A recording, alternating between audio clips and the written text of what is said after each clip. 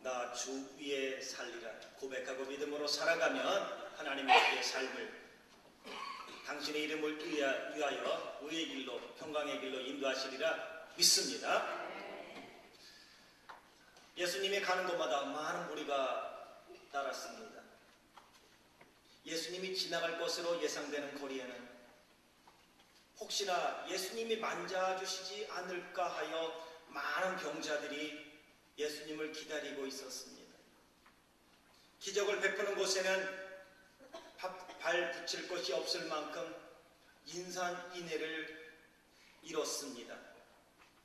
예수님이 베푸신 기적의 기적이 절정에 이른 것은 오병이어와 칠병이어라 할 수 있을 것입니다. 보리떡 5개와 물고기 2마리로 장정 5천을 먹이고 12바구니를 남겼고, 보리떡 7과 물고기 2마리로 장정 4천을 먹이고 7광주리를 남겼습니다. 하지만 이렇게 군중들에게 환영을 받는 예수님의 모습을 못마땅하게 생각했던 사람들이 있었습니다. 종교 지도자들이었습니다.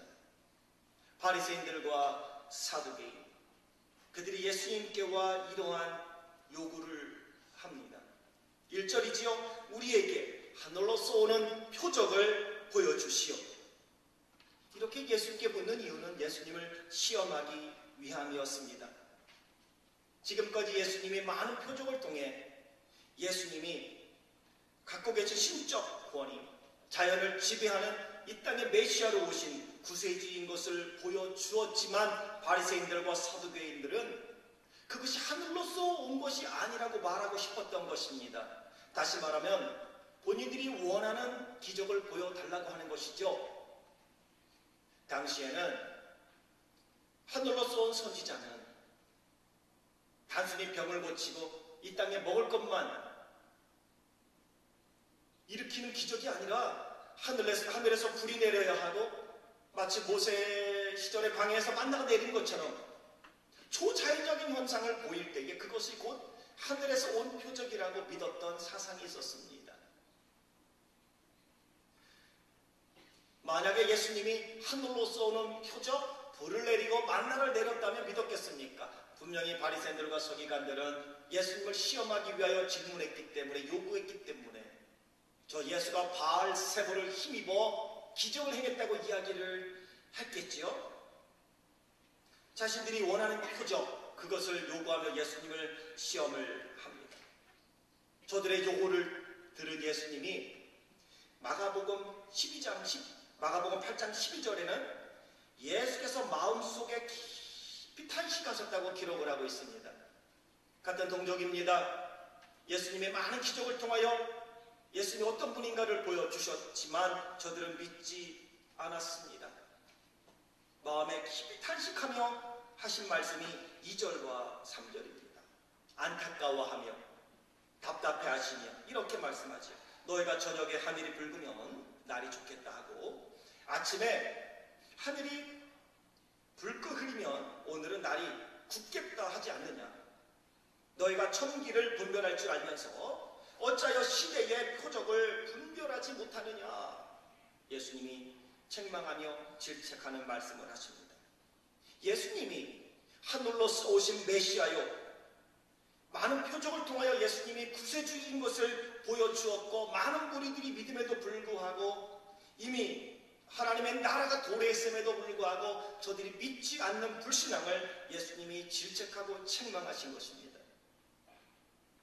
이 세상의 흐름은 분별할 줄 알면서 하나님의 나라가 이 땅에 이미 도래에 있음에도 불구하고 믿지 아니하고 예수님을 시험하며 거부하는 저들을 보시며 안타까워하시는 예수님의 마음입니다. 그러면서 4절에 아주 중요한 내가 표적을 너에게 하나 보여주겠다고 말씀을 하세요. 표적을 보여줄 때 이렇게 말씀하세요. 너희는 악하고 음란한 세대다.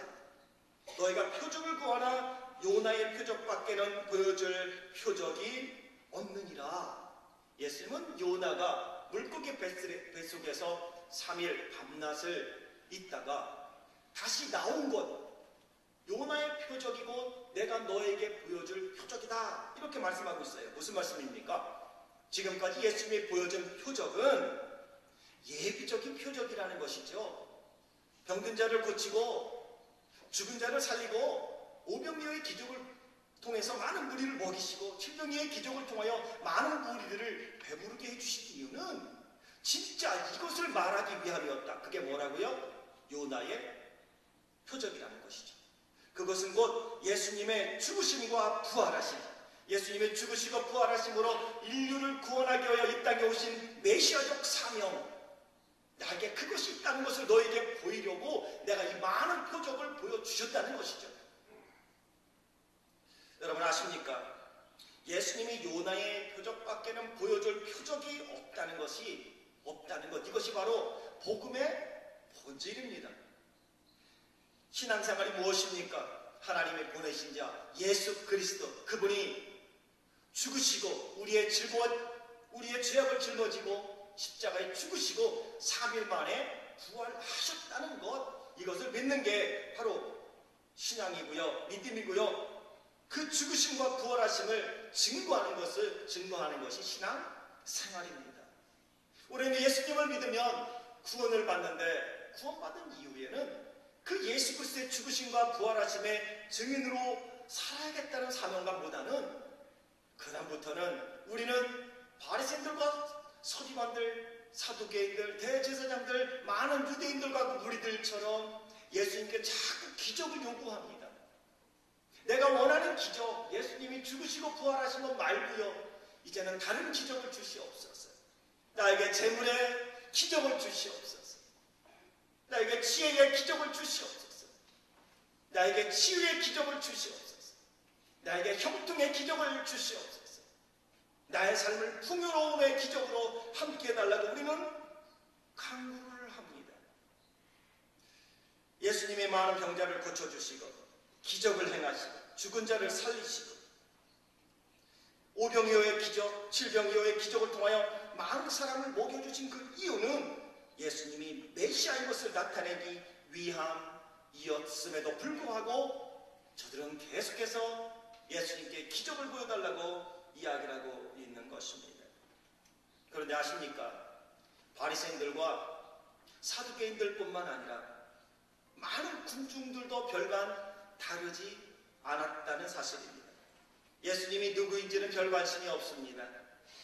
자신들의 피로를 채워주고 있는 예수님만 원했던 것이죠.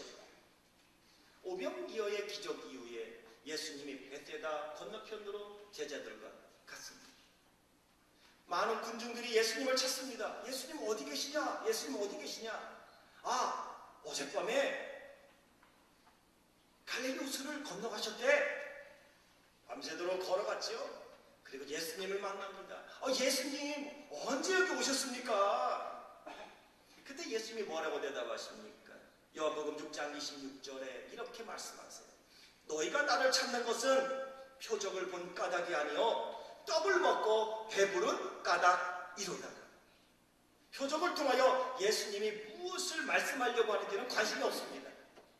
표적을 통하여 초자연적인 능력을 가지신, 지적 권위를 가지신 분이라는 사실, 거기에도 별 관심이 없습니다.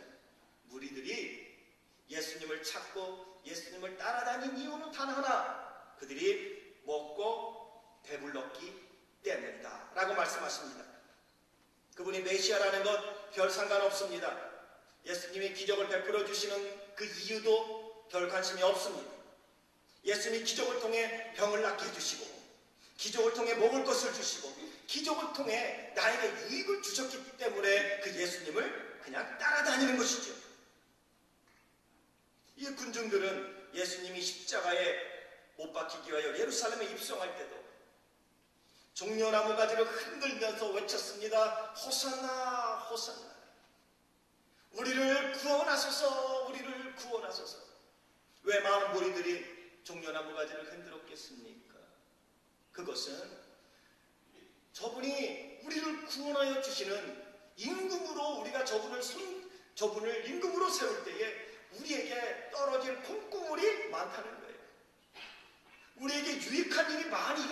없다는 것이죠. 병든 자들도 의원 찾아가지 않아도 됩니다.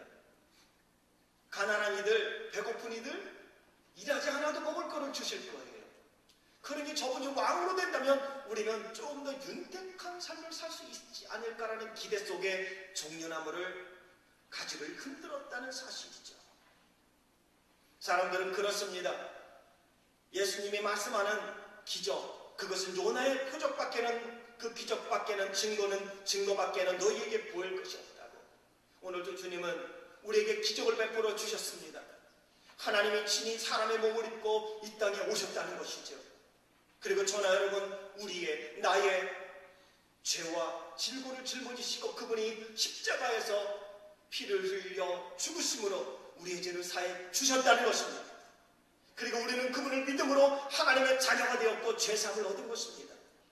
그분이 다시 부활하심으로 죽음이 끝이 아니라 영생이 있음을 우리에게 보여주신 것입니다. 우리는 그분을 믿음으로 하나님의 자녀가 되었고 우리는 그분을 믿음으로 천국의 상속자가 된 것입니다. 이 놀라운 기적을 이미 보여주셨지만 사람들은 그 기적에 별로 관심이 없다는 거예요. 하나님을 믿으면 복 받는다더라, 하나님을 믿으면 잘 된다더라, 하나님을 믿으면 아프지 않다더라, 하나님을 믿으면 형통한다더라, 하나님 믿으면 눈에 자꾸 표정만 원하는 것이지. 진짜 중요한 것은 예수 그리스도를 믿음으로 구원 얻는 게 가장 귀한 것인데 말이죠. 하지만 예수님이 저들에게 아무런 도움이 되지 않는다고 판단했을 때 그 무리들은 예수님을 떠났고요. 사두개인들과 바리새인들, 대제사장들, 종교인들은 예수님을 십자가에 못 박지 않았습니까? 빌라도의 법정에서 예수님을 십자가에 못 박으려고 혈안이 되어 있는 대제사장들과 서기관들의 편에 서서 군중들은 외칩니다. 살인자, 지금 괜찮아요. 우리에게 바나바를 내어주시오. 바나바를 내어주시오. 빌라도가 말하지요. 예수, 저에게 내가 죄를 찾지 못했다. 예수를 십자가에 못 박으소서. 예수를 십자가에 못 박으소서. 이제 더 이상 예수님이 필요 없는 존재가 된 거예요.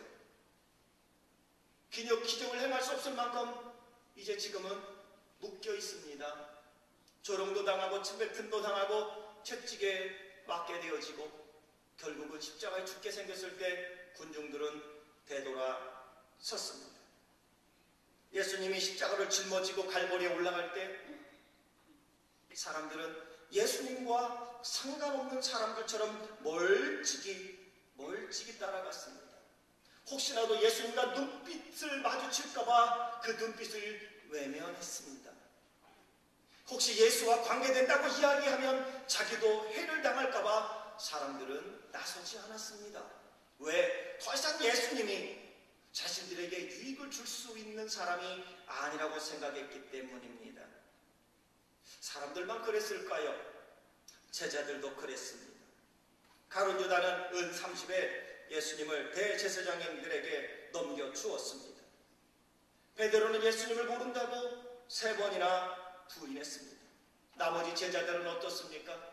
예수님이 십자가에서 돌아가신 후 예수님이 부활할 날을 기다린 것이 아니라 저들은 모두 갈릴리로 내려가 고기 잡으러 갑니다.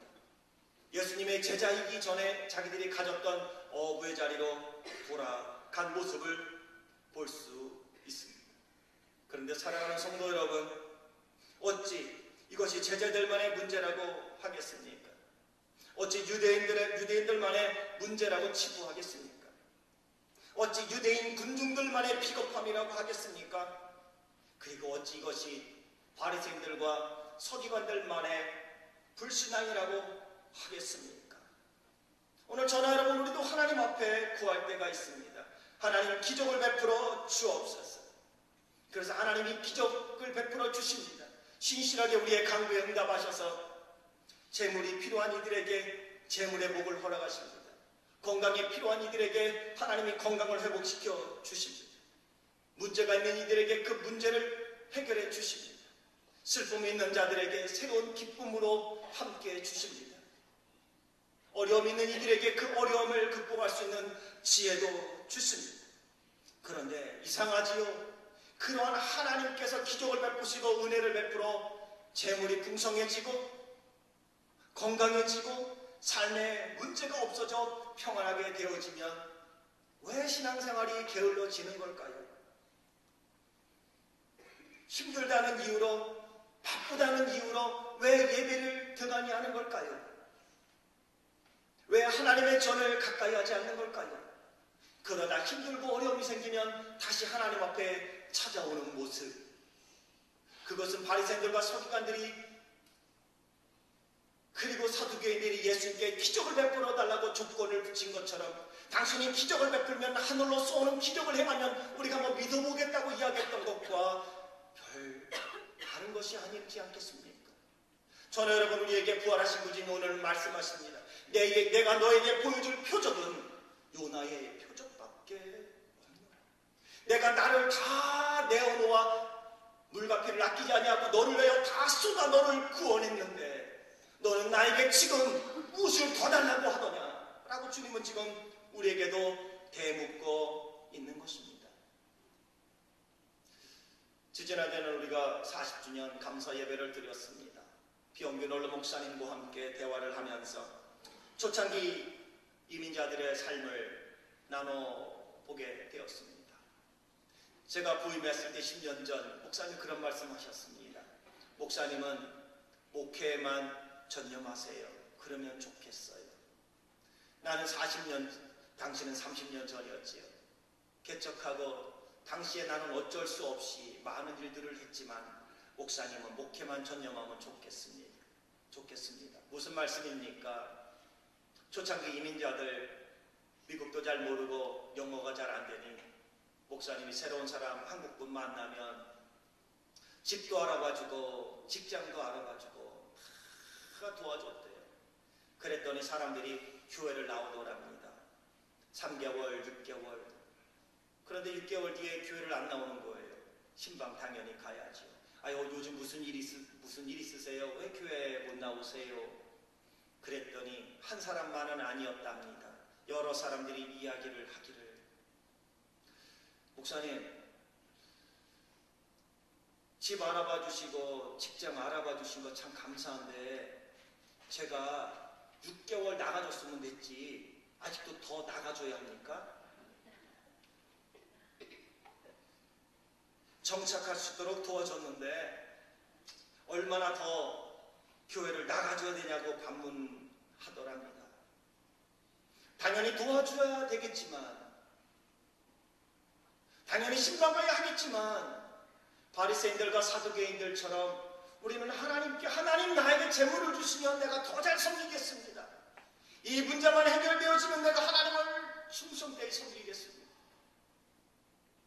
건강만 회복되어지면 내가 그동안 못했던 새벽 예배도 한번 하고 싶습니다. 그동안 못했던 봉사도 하고 싶습니다. 그런데 모든 문제가 해결되어지면 그 주님을 잊어버린다는 것이죠. 오늘 그것이 바리새인들과 서기관들, 사두개인들의 모습이 아니겠습니까? 군중들의 모습이 아니겠습니까? 제자들의 모습이 아니겠습니까? 오늘 그 주님은 우리에게 요구하십니다. 변해야 된다고.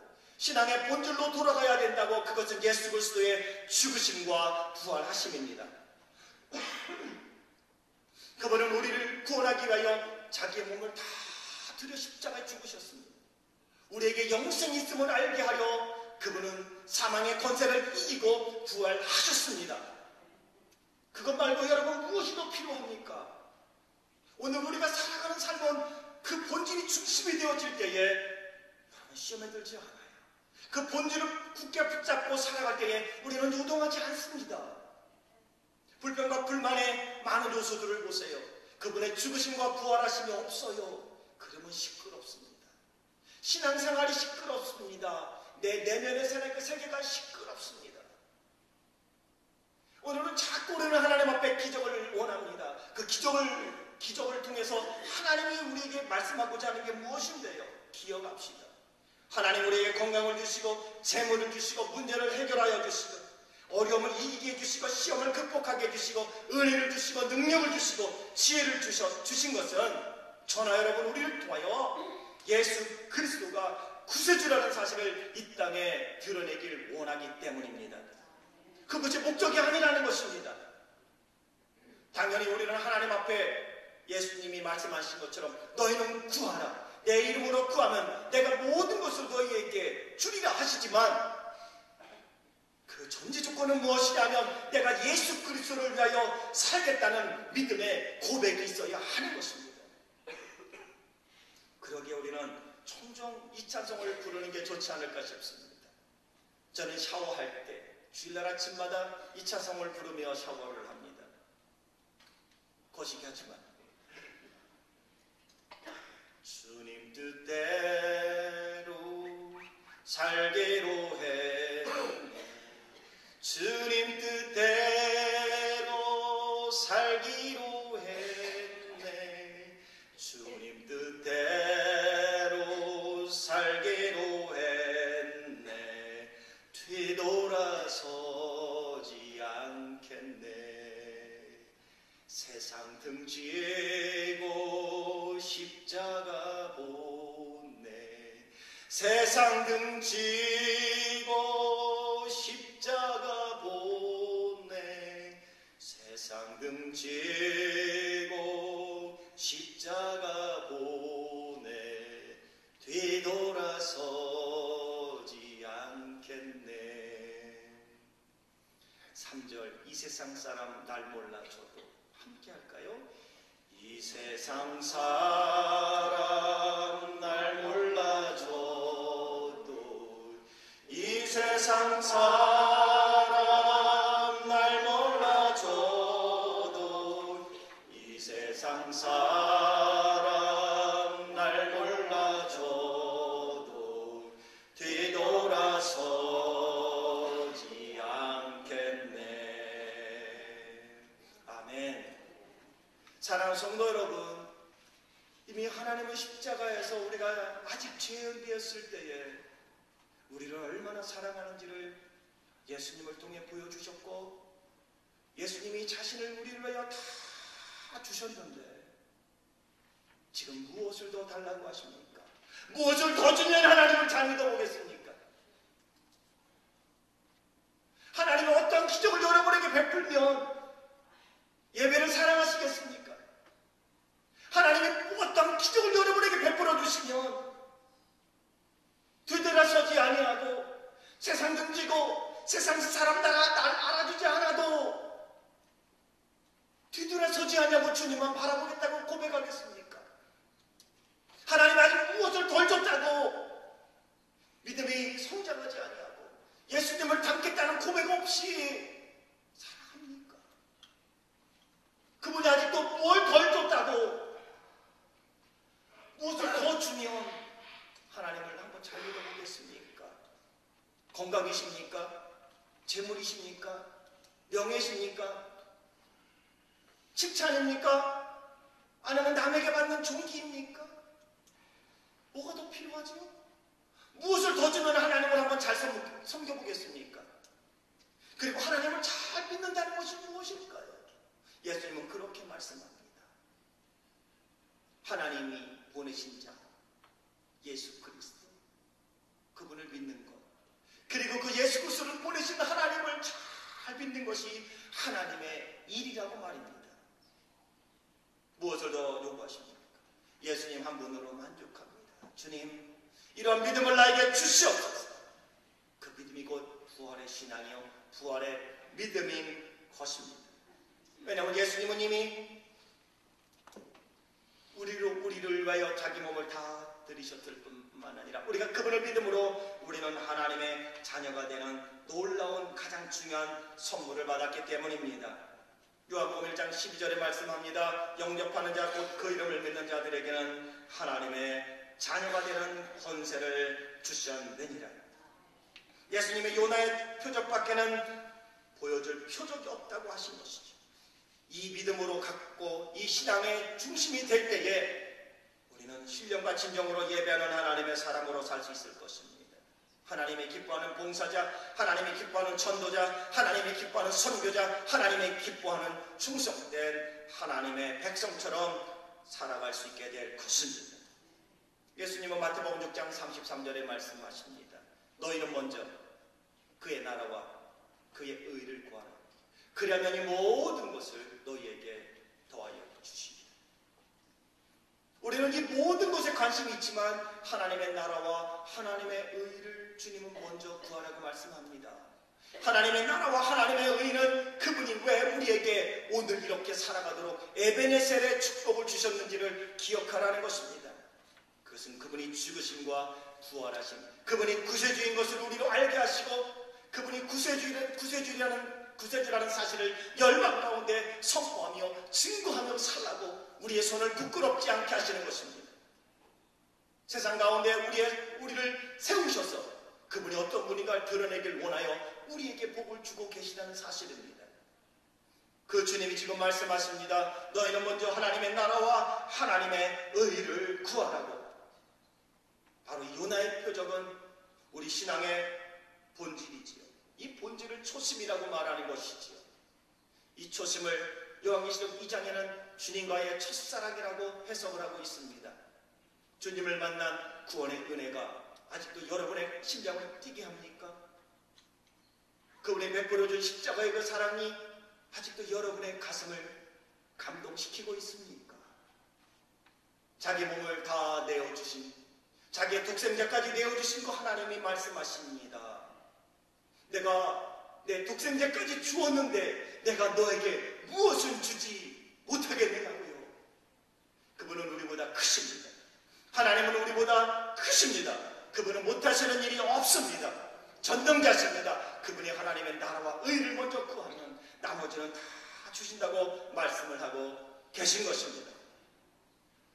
예수 그리스도의 죽으심과 부활하심의 놀라운 신앙과 은혜 가슴에 새기며 그분이 오늘도 나를 통하여 어떠한 일을 이루어가기를 원하는지 날마다 물어보며 그분이 깨닫게 하신 것, 그분이 가르쳐 주신 것, 그분이 말씀하신 것 굳게 붙잡고 순종하여 열매 맺음으로 하나님께는 영광, 우리의 삶에는 하늘의 영광이 땅의 축복으로 드러내는 간증 있는 삶을 살아가는 우리 모든 성도들 되시길 주의 이름으로 축원합니다. 기도하겠습니다.